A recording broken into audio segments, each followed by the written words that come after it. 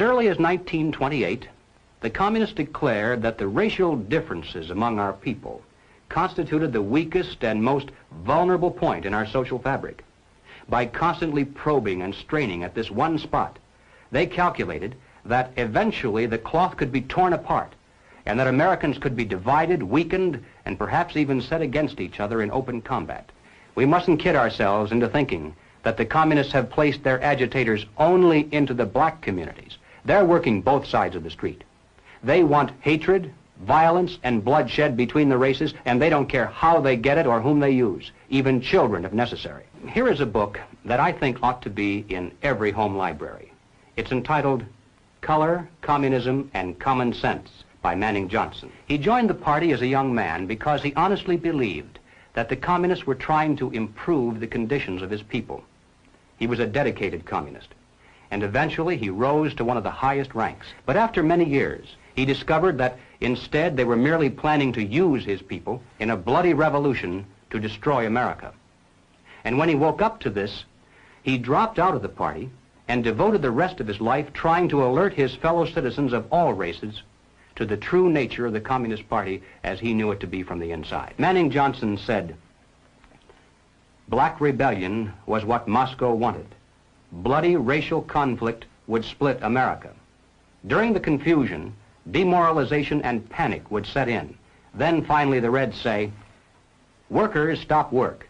Many of them seize arms by attacking arsenals. Street fights become frequent. Under the leadership of the Communist Party, the workers organize revolutionary committees to be in command of the uprising. Armed workers seize the principal government offices, invade the residences of the president and his cabinet members, arrest them, declare the old regime abolished, establish their own power." Now, here is a piece of vicious communist propaganda that perhaps some of you have seen. It's called The Crusader. It's written by Robert F. Williams, one of the organizers of the Revolutionary Action Movement. In this issue of The Crusader, the communists call not only for extensive chaos within the cities, but for putting to the torch every village, every forest, every field, and every barn.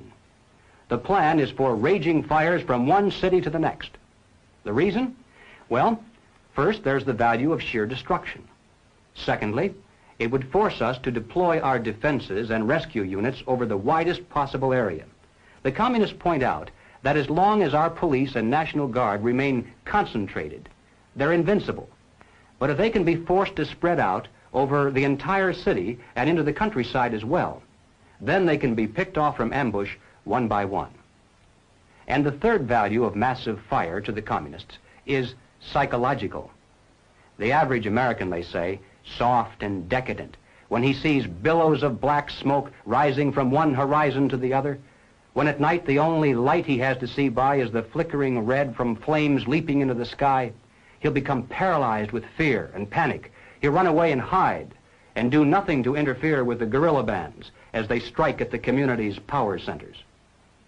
The Crusader explains how to set up sniper units in crowded metropolitan areas, how to manufacture jumbo Molotov cocktails, the gallon jug size, and how to mix the gasoline with certain ingredients to make it burn like napalm, how to pour gasoline into utility manholes in the streets to set fire to the main telephone cables, how to put sulfur tips from matches into air conditioning units and blow up large buildings, how to ignite gas mains and oil storage tanks.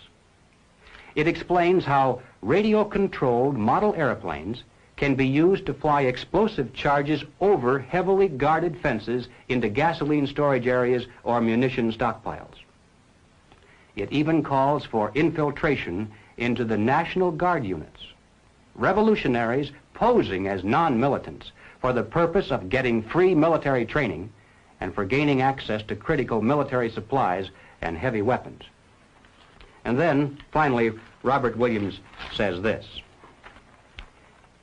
any all-out minority revolution must create a state of crisis wherein almost all of the male population would be forced to remain in their homes to protect their property and families. The middle class is very large, but it is not accustomed to deprivation and terror. Because of its affluence, it has waxed soft. It has no stomach for massive fire, blood, and violence. The motive force behind its life drive is its endless pursuit of prestige, conspicuous consumption, and sensual pleasure. A few years of violent, sporadic, and highly destructive uprisings will set the stage for the grand finale. After the stage is properly set through protracted struggle, America could be brought to her knees in 90 days of highly organized, fierce fighting, sabotage, and massive firestorm. Ladies and gentlemen, the plans and preparations for a communist revolution of force and violence are far advanced. The organization behind these preparations has almost unlimited financial resources, and it provides both training and leadership based upon years of experience in many other countries.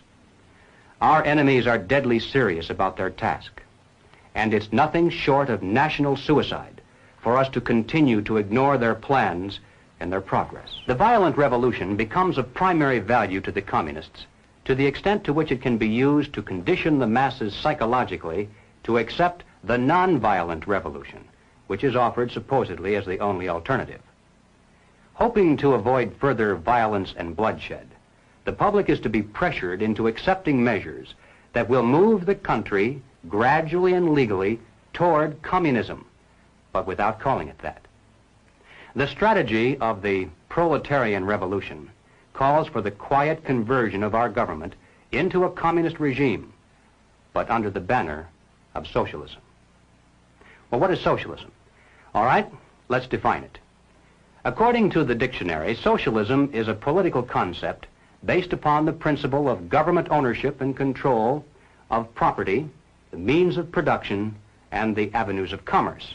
Under socialism, those who run the government, and the communists are confident that in America they eventually will be the ones who do so, those who run the government will know who is to get something and who has to wait, and that represents control over human beings. What has all this to do with the communist revolution in America?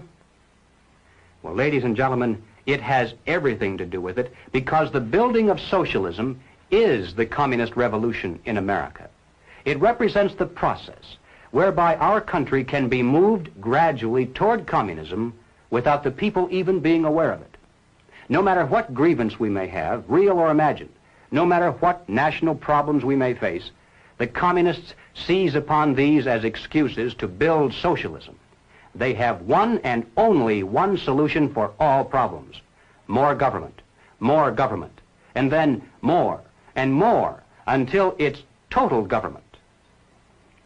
And forgive me for saying it one more time, total government is communism.